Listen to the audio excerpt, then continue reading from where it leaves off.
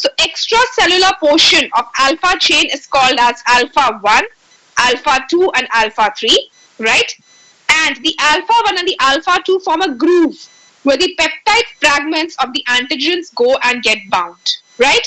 So this is the class 1 MHC molecule, right? MHC molecule is, the genes for MHC molecules are expressed on your chromosome number 6. The basic function of MHC, whether it's MHC1 or MHC2, is to actually go ahead, okay?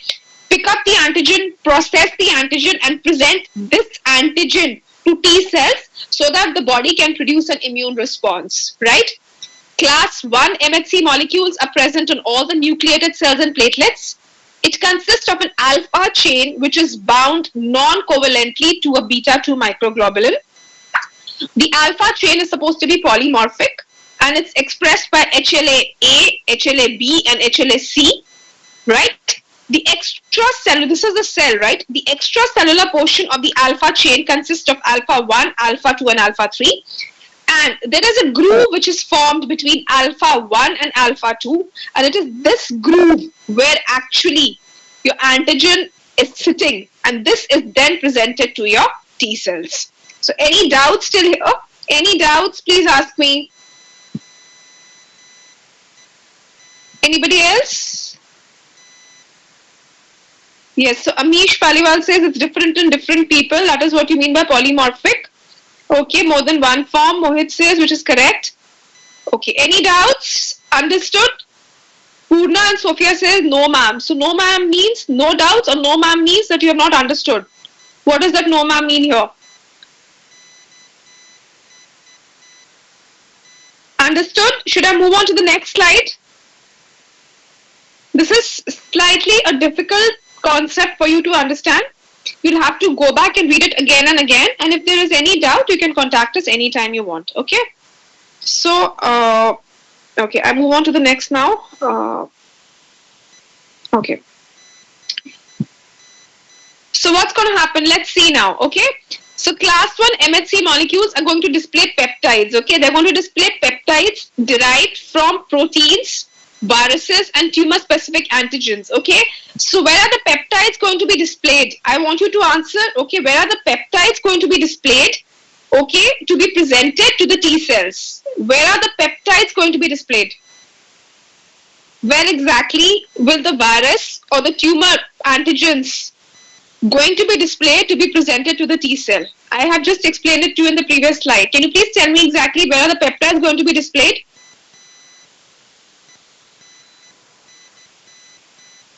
Yes, in the groove between the alpha 1 and the alpha 2 domain, right? Now what happens is, let's see, okay? So what's going to happen here is, the MHC class 1 is going to display peptides derived from proteins, viruses and tumor specific antigens. These peptides which are bound to the MHC1, okay, will be recognized only by the cytotoxic T cells. The antigens bound to MHC1 will be recognized only by CD8 plus or cytotoxic T cells. So what exactly happens in the nucleated cells and platelets? What exactly happens in the cells which are displaying the MHC? The foreign protein, the viruses or the antigens are degraded in the proteosomes, right? Kya hota hai? Okay, there's a virus which has entered your body. There's a tumor which is present in the body. The viruses or the tumors basically, okay, within the nucleated cells, okay, they are degraded in the proteosomes. Once they are degraded, okay, they are transported by the endoplasmic reticulum and they bind to what? They bind to class 1 MHC molecule, right? This then gets bound to the beta-2 microglobulin and it is then transported onto the surface. So what is happening is, a virus has entered the body, there's a tumor in the body, okay?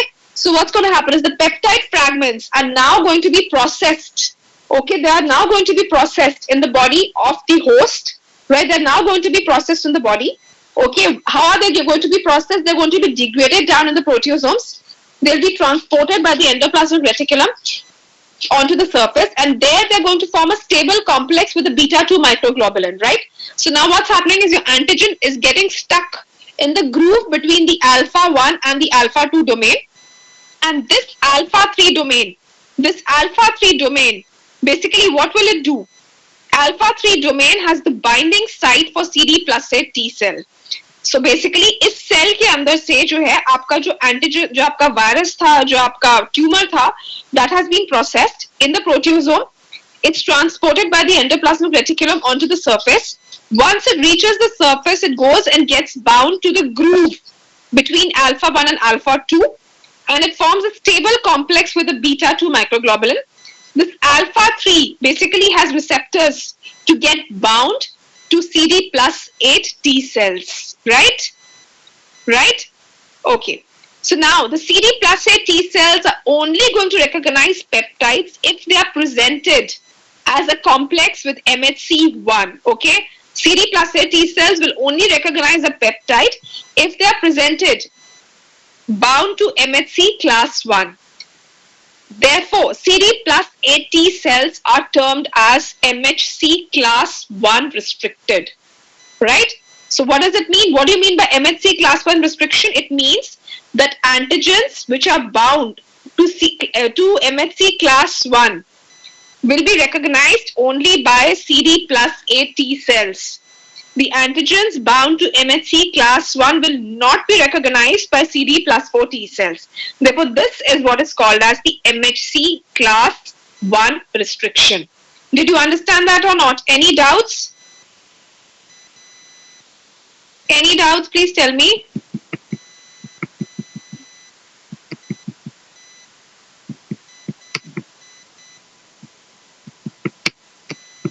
Okay. So Shinu Bansal, okay. So I think you've understood. Okay, you've understood. Okay. So now we move on to the next, which is MHC2. Okay. So now coming to the MHC2. Okay. So MHC2 is expressed on macrophages, lymphocytes, and dendritic cells. Right? Macrophages, lymphocytes, and dendritic cells. So basically, MHC2 is encoded in a region called HLA-D. And this has 3 subregions, DP, DQ, and DR, right? So MHC2, how is it different from MHC1? Okay, this is expressed in macrophages, B lymphocytes, and dendritic cells. The previous one, MHC1, was expressed in all the nucleated cells and platelets. MHC2 is encoded in a region called HLA-D. MHC1 was encoded in a region called HLA-A, B, and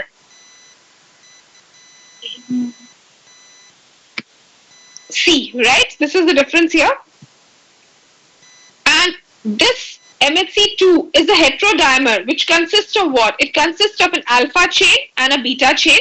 Alpha chain has 2 parts, alpha 1 and alpha 2, and beta chain again has 2 parts, beta 1 and beta 2, right? So it's a heterodimer consisting of polymorphic. Both the chains are polymorphic here. So alpha also has is of 2 types, alpha 1 and alpha 2.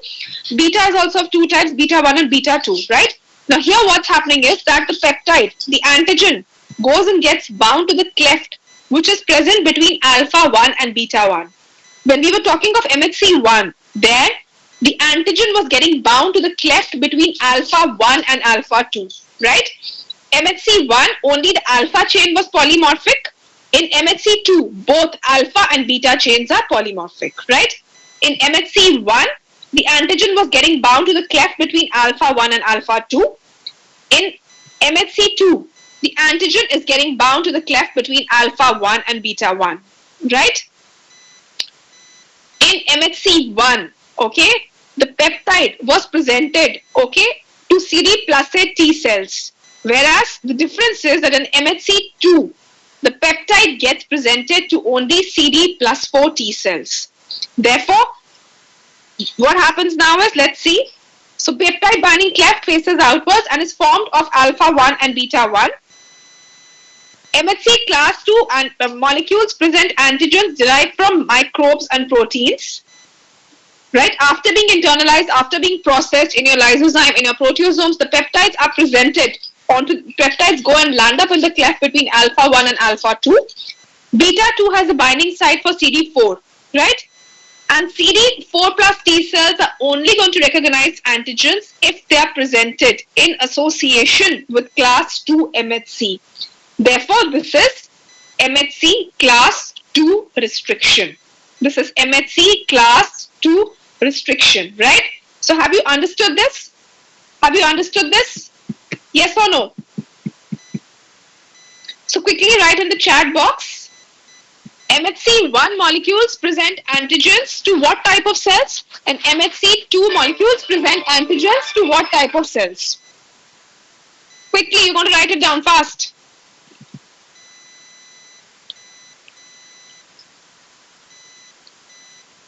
MHC1 presents molecules to what type of cells and MHC2 presents molecules to what type of cells? What T cells are involved? Fast.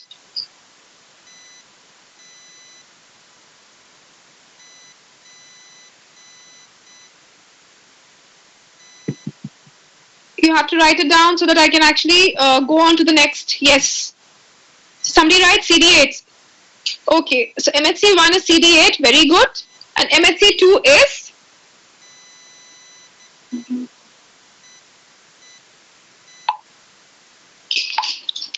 Okay. So Sophia writes MHC1 is to CD8 and MHC2 is to CD4. Okay, fine, good. Chalo, I move on to the next now. Okay? So this is done.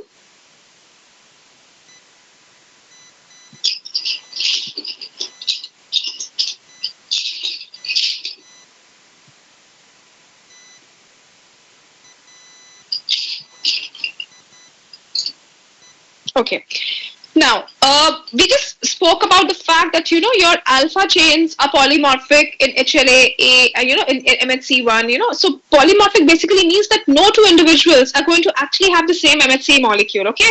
Now, why are they polymorphic is all a part of evolution so that, one gets exposed, so that, people have, different HLA molecules to fight different types of microbes. That's a little much into the depth, which we won't discuss. What you have to just remember is that HLA genes are polymorphic and no two individuals except identical twins are going to actually have the same MHC.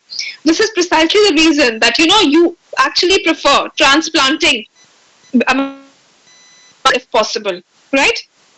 So now we move on to the next part of the chapter, which is transplant. So I'm sure all of you have heard of transplant, right? So can anyone just write it in the chat box and tell me, what do you understand by transplant? What do you understand by transplant? Come on, fast. What is transplant? Any one of you? Okay. So I think there's a lag period between you guys writing and okay.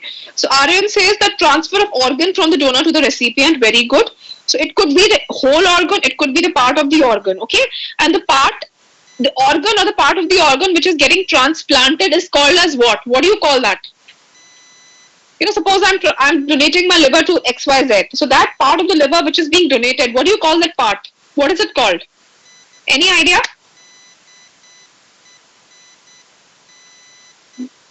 All of you know the terms donor and the recipient, but that part of the body, the part of the organ which is getting transplanted, what is it exactly called?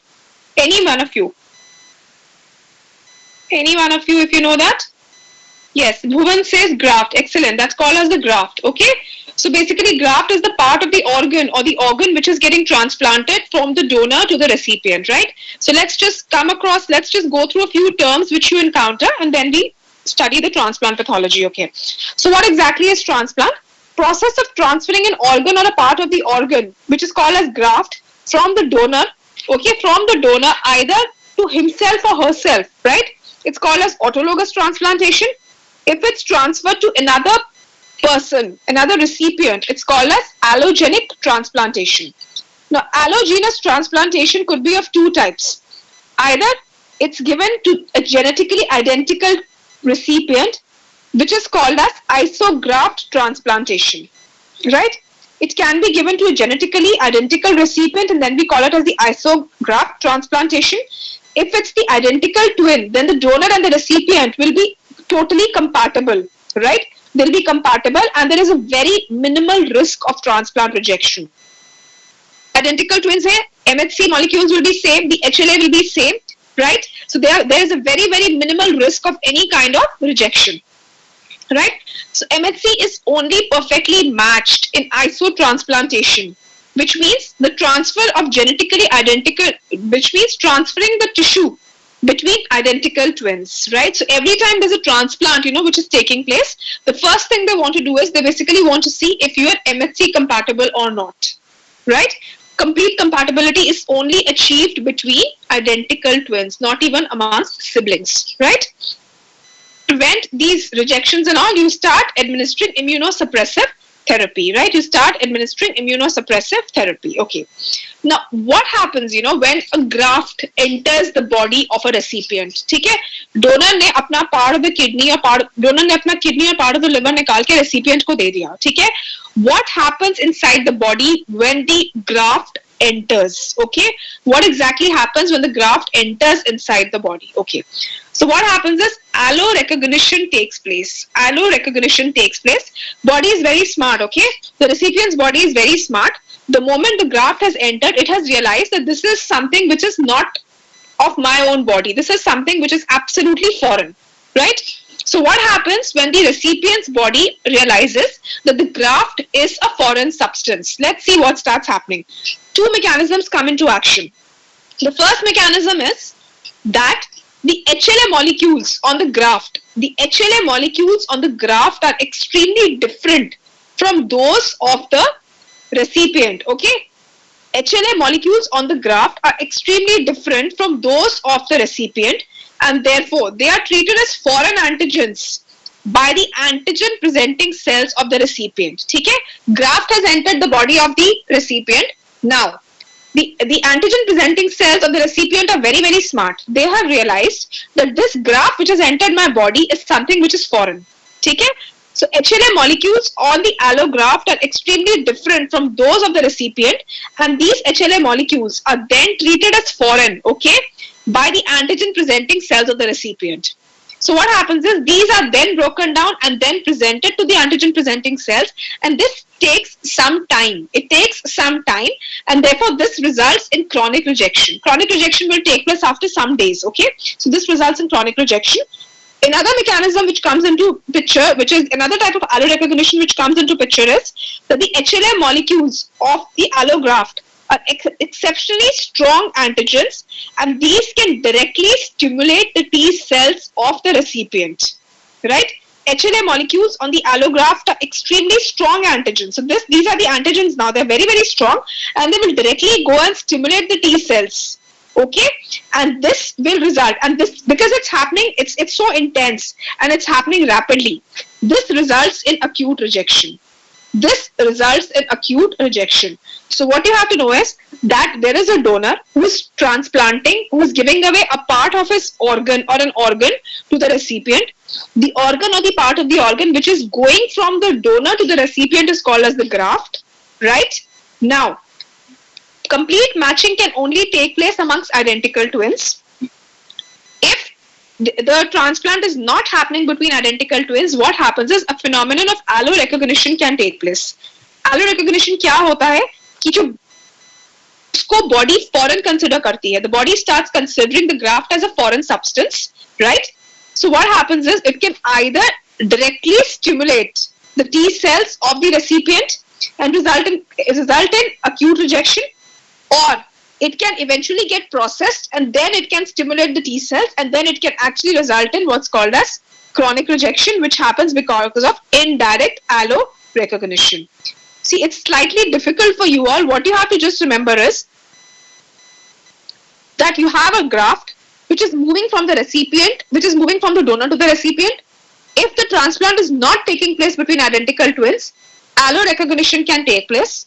How do we try to minimize allorecognition? We minimize allorecognition by giving immunosuppressive therapy. Allorecognition could be very, very strong, which is direct allorecognition, which results in what? Which results in immediate acute rejection, and allorecognition could be indirect, which would take time to develop, which results in chronic rejection. Okay? If you have understood this, only then I move on to the next. Slightly complicated, but once you sit, read, you will be able to understand. So have you understood this? Please tell me.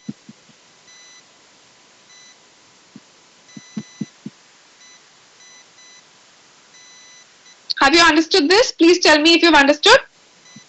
So I haven't got any message after 3:26. Please let me know if you've understood.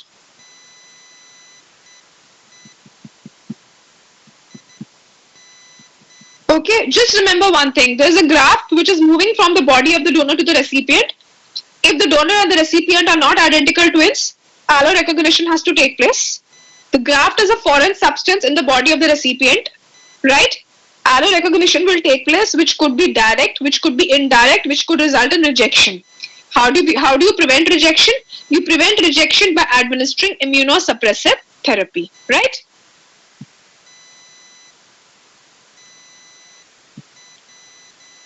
So what do you do? How do you prevent all this? You know what you do? You actually start doing cross matching. Okay, so what you do is, this is not important for you, but you should just know that we do cross matching. Wherein what we do is that the recipient's serum is examined for preformed antibodies against the donor's T and B lymphocytes. Right? If there is a negative cross match, then there is a very low risk of rejection and a transplantation can be performed. Right? So you start looking for the recipient's serum for antibodies against the donor's B and T lymphocytes. If this cross match is negative, then you know that the transplantation can be performed aram se, because the risk of rejection is supposed to be very minimal. A negative cross match against the T cells, but a positive cross match against the B cells, that means the recipient already has antibodies against the B cells, indicates a very high risk of acute rejection, but the transplantation can still be performed with a high level of caution. You'll have to really give them a very high level of immunosuppressives.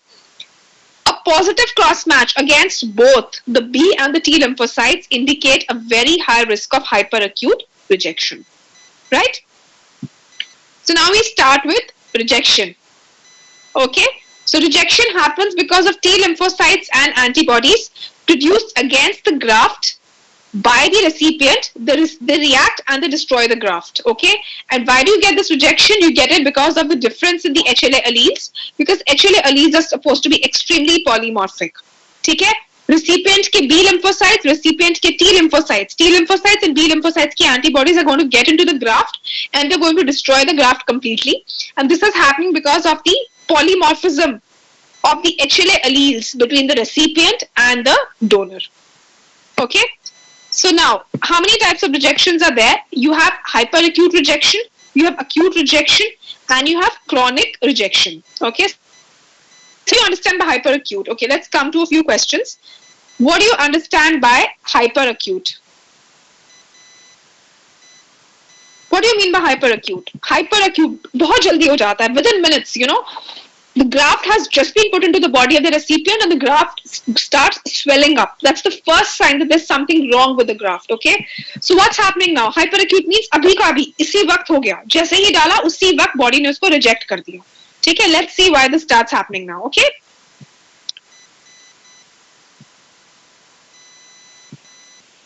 So why do you get hyperacute rejection? Because of preformed antibodies which were present for the due to preformed antibodies the action on the graft endothelial cells, right? पहले से ही antibody recipient के अंदर present थी, ठीक है? उन्होंने जाके immediately graft के अंदर जो blood vessels के जो endothelial cells है उसको attack कर दिया, okay? How do you get these preformed antibodies? You have got these preformed antibodies, either they are IgM naturally occurring antibodies, or these are antibodies which have been acquired through blood transfusion or pregnancy. Whatever the reason be, ये already पहले से ही present थी, they were already gearing up to कि जैसे ही graft आएगा हम उसको destroy कर देंगे. So what's happening is you have preformed antibodies which could either be acquired because of pregnancy or because of blood transfusions, or they could be a naturally occurring IgM antibodies. The moment the graft enters the body of the recipient, they actually go and activate the complement. This complement which gets activated will result in what? It will damage the endothelium of the blood vessels. There's going to be thrombosis. And once there is thrombosis, the blood supply gets stopped. जैसे ही clot बनेगा, blood supply खत्म हो जाएगी. जैसे ही blood supply खत्म हो जाएगी, there's going to be coagulative necrosis and the body is going to reject the graft. How do you start identifying this? The surgeon will start telling you that organ एकदम से swell होना शुरू हो गया था जैसे ही हमने organ को perfuse करने की कोशिश की. The moment you start perfusing the organ, the antibodies are going to reach the blood vessels of the graft. They're going to activate the complement. There is going to be what? There's going to be injury to the endothelium. There's going to be thrombosis. The moment there is thrombosis, the blood supply gets cut off. The moment the blood supply gets up, there's going to be necrosis and the graft gets rejected. So this is what is happening in hyperacute rejection. Right? This is the blood vessel of the graft, right? So what is happening is you already have the antibodies which are circulating in the body, which have come either through pregnancy, either through blood transfusion, or they are naturally occurring IgM antibodies.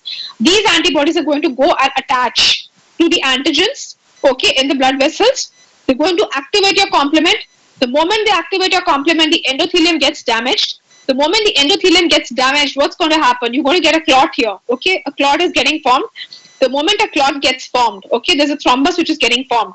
The blood supply gets affected and you start getting necrosis. So this is what is happening here. See, this is a blood vessel. This is the smooth muscle of the blood vessel, what you see, right? And this, what you see, is the fibrin thrombi. The vessel is completely occluded and the body has rejected this graft. So what the surgeon comes and tells you, the moment we started, perfusing the particular graft, it started swelling up and there was hyperacute rejection which happened on the table itself, right? So have you understood hyperacute rejection? Have you understood this? I'm sure some of you would want to become transplant surgeons when you actually grow up. See, Purna is asking me under what condition will the graft undergo direct or indirect recognition. See, that this can happen to anyone, okay? If it's not an isograft, it can happen to anyone. All depends basically on the extent of HLA compatibility, and it also depends on the extent of immunosuppression which is given to an individual, right? So this is precisely, we try to make sure that the HLA matching is very close, okay, to prevent such a reaction from taking place. Okay, anybody else?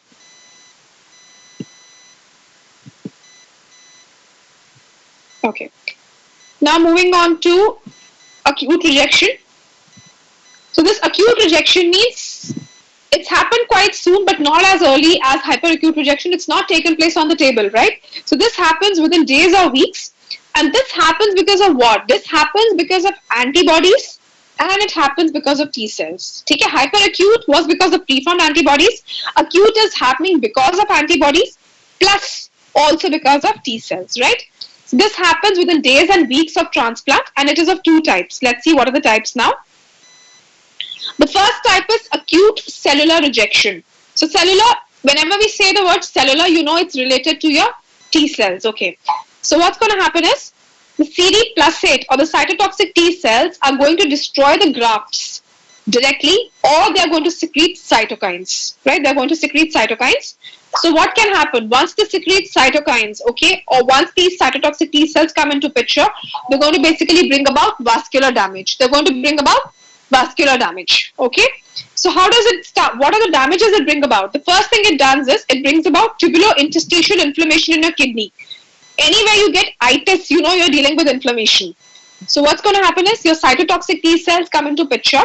They will either damage the graft directly or they're going to secrete cytokines. So whether it's the cytokines which are secreted, whether it's the T cells, the cytotoxic T cells which are coming into picture, both of them are going to bring about acute cellular rejection. They're going to bring about inflammation of your tubules and interstitium. I'm talking about the kidney transplant here. So in kidney, they're going to bring about inflammation of the tubules and the interstitium. They're going to bring about inflammation of your vessels. And eventually, they're going to bring about necrosis. So how do you prevent this? And how do you actually stop this rejection from taking place? You start the patient on high level of immunosuppressive therapy. You start the patient on high level of immunosuppressive therapy. Okay? So what's happening here? Let's see. So this is the acute T cell mediated rejection, which is a cellular rejection. So what's happening is you have got tubulitis, right? Inflammatory cells. Can you see all these inflammatory cells? These are all neutrophils which are present. These are the tubules, okay? These are the tubules. So you have inflammatory cells in the interstitium and in between the tubules. So you get tubulitis. At the same time, you get inflammation of the vessels, okay? So these inflammatory cells are attacking your vessels. Okay, this is the endothelium of the vessel, right? So they're attacking the vessels and they're bringing about endothelitis. And when they bring about endothelitis, they're eventually going to do what? They're going to cut off the blood supply and you start getting necrosis. So cytotoxic T cells will either directly damage your graft or they're going to secrete cytokines. Whatever the reason be, there's going to be tubulitis, right? There's going to be damage to the endothelium and there's going to be necrosis. But they respond pretty well to immunosuppressive therapy. The second mode of acute rejection is if it is mediated by the antibodies. The antibodies or the B cells are going to bind to the endothelium and they're going to activate the complement pathway and damage the endothelium. So whether it's your acute rejection or hyperacute rejection, it's basically the vessels which are bearing the brunt of the problem. The vessels are the target, right? The vessels are the target, right? The vessels are the target, right? Have you understood this now? Okay, have you understood this?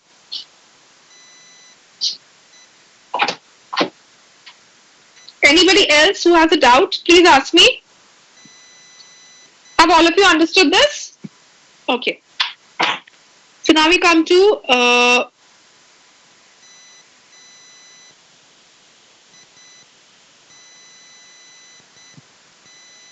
chronic rejection. Okay.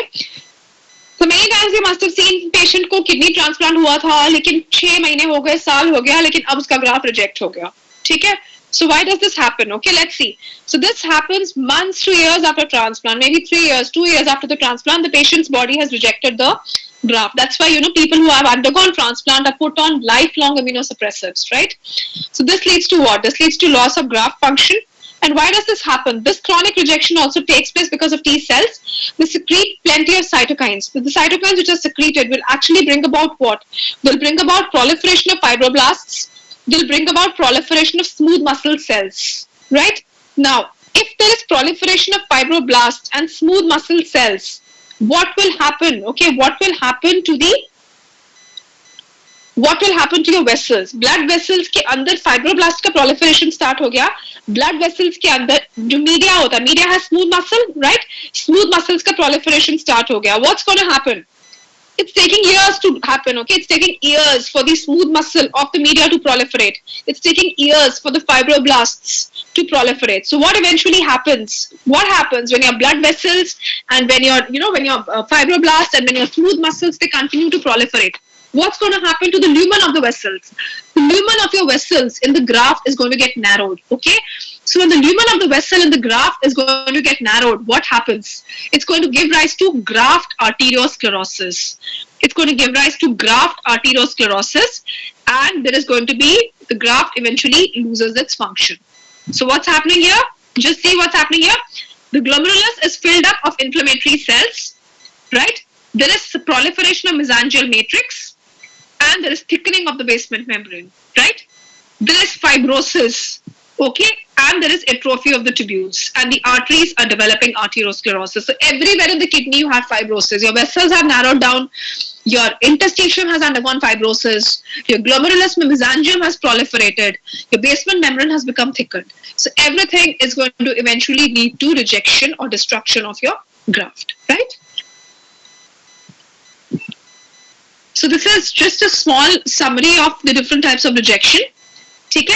So you have hyperacute rejection, which happens because of complement activation. You have acute rejection, which could actually happen because of two mechanisms. Either it could be because of cytotoxic T cells, or it could be because of preformed antibodies. And then you have chronic rejection, which happens because of your T cells again, right? In which there is proliferation of the smooth muscle, there's proliferation of the fibroblasts, and all this happens because of the cytokines which are released by the cells, right? And this is actually a type of delayed hypersensitivity, right? So these are the different types of rejections which can be encountered when a transplant procedure is taking place. So have you understood this? Then we move on to the last part of the chapter if you've understood. Okay, I think you've understood. That's what you write. You may have some doubts when you go back home and read this. In case there are any doubts, you can please contact us, okay? Coming to the last part of the chapter, which is graft versus host disease. That's the full form of this. So whenever you actually transplant hematopoietic stem cells, okay, if the transplantation of hematopoietic stem cells requires careful matching of the donor and the recipient, and if it's not done properly, it can give rise to graft versus the host disease. Why does this happen? Because the transferred cells will recognize the alloantigens and they can actually attack the host tissues. Okay, so a little bit about this is more important. So what you have to just know is that this graft versus host disease takes place whenever there is transplantation of the hematopoietic stem cells, mostly. And this can be of two types. It could either be acute or it could be chronic. When I say acute, it's going to happen mostly within 100 days of the transplant, and the patient is going to present to you with nausea and vomiting, anorexia, rashes on the body, and hepatitis, right? And if it happens mostly after 100 days, and if the patient presents to you, okay, with gastric abnormalities mostly, then it actually has what's called as the chronic graft versus host disease. And many times what happens is there could be an overlap between acute and chronic as well, right? So this is a bit about graft versus host disease. Go back, all of you, please read the chapter. Any doubts, please ask us, and all of you, please take care and stay safe, right? And if there are any questions, you can ask me right now. And if you've understood, you can actually go and take a break and get ready for the next class. Any doubts, any one of you?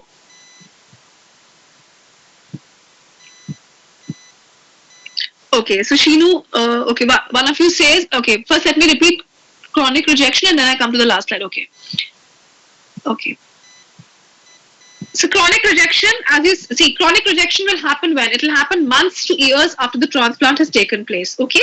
So what happens is, it's going to happen because of your T cells, particularly your helper T cells, okay? So what's going to happen is, over the years, you know, they are recognizing the graft as a foreign substance in the body, and they will start secreting cytokines, okay? So जो cytokines आपके secrete होंगे, वो क्या करेंगे? They're going to do two things. They're going to actually do what? They're going to actually result in proliferation of the fibroblasts. So we've taken kidney as the model to explain transplant. So if you see proliferation of the fibroblasts here, the fibroblasts are proliferating in the interstitium. Okay, kidney has four parts. It's got the glomerulus, it's got the tubules, it's got the interstitium, and it's got the blood vessels. Okay, so what's happening is fibrosis has to take place all over. So there's fibrosis happening in the interstitium. Okay, there is fibrosis happening in the artery, which is called as arteriosclerosis. There is fibrosis happening especially in your glomerulus. Now, where does the fibrosis happen in the glomerulus? It happens in the mesangium, right? And at the same time, because the smooth muscle is proliferating, there is going to be duplication of the basement membrane as well. There is going to be duplication of the basement membrane as well. So every part of your body, every part of the kidney, right? Whether it was actually, you know, your the interstitium, whether it was your tubules, whether it was your blood vessel, whatever it was, everywhere, okay, what has happened is there has been fibrosis and the graft eventually gets rejected. Okay, now somebody wants me to explain graft versus host disease. Okay, so what is exactly graft versus host disease? The graft versus host disease happens. When does it happen? When immunologically competent cells, okay, so what you do is you are actually transplanting immunologically competent hematopoietic stem cells into an immunologically compromised recipient. Recipient तो compromised है, ठीक है? लेकिन जो cells आप transplant कर रहे हो, they are actually competent, right? So what happens is, so what's happening is these transferred cells recognize the antigens in the host. यहाँ पे उल्टा हो जाता है. आपने competent cells को transplant किया एक host के अंदर. The host is supposed to be immunocompromised. ठीक है? So these cells which have been transplanted, these cells which have been transferred are going to recognize the antigens in the host and they are going to attack the host tissue. There's a difference here. ठीक है? The transplanted or the transferred cells are going to be competent. They are going to attack the immunologically incompetent host and bring about what is called as graft versus host disease. ठीक है? अब जो acute graft versus host disease होती है, it happens days to weeks after the transplant. Okay? Any organ of your body can be affected, but mostly because it can affect any part of your body. You know, here it's affecting the entire body because यहाँ पे what is damaging? It is the transferred cell which is damaging the host, right? The transferred cell is damaging the host. Okay? So what all can get involved? The skin can get involved, the liver can get involved. Okay? So in skin you can have, you know, rashes, you can have desquamation of the skin. The bile ducts can eventually get involved. Okay? And chronic is something which happens after many days. Okay? So what happens in chronic is there's going to be destruction of your sweat glands. There's going to be destruction of your sebaceous glands. There's going to be fibrosis of your skin. Okay? There's going to be jaundice. Your GIT eventually can get fibrosed. There could be strictures. Okay? So what happens is, this is what you have to remember is that this is taking place because of the transferred cells which were immunologically competent. They have actually acted very smart. They have actually gone and attacked the immunocompromised host. उसकी skin को attack कर दिया, उसकी GIT को attack कर दिया, उसकी liver को attack कर दिया, right? And then based upon the timeline, they are actually supposed to be acute or they are supposed to be chronic, right? And this is what starts happening in these patients, right? Any doubts?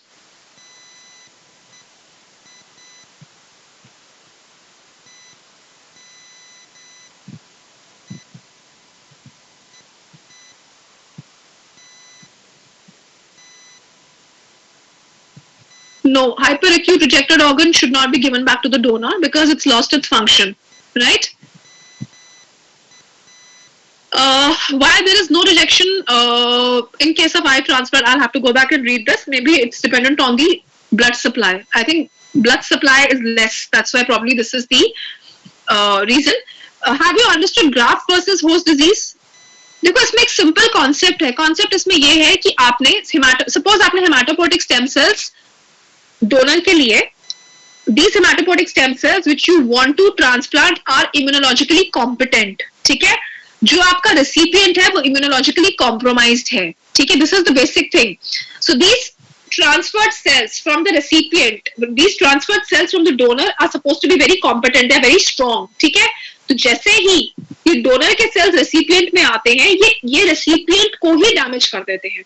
They damage different parts of the body, okay, in the recipient. They'll damage the skin of the recipient, they'll damage the gastric GIT of the recipient, they'll damage the liver of the recipient, right? And this is all mediated by T cells. Okay, have you understood? Anything else which you have not understood, please ask me.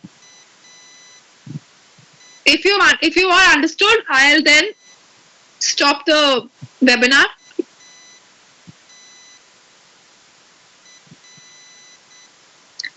Okay, all the best and all of you take care and stay safe. Okay.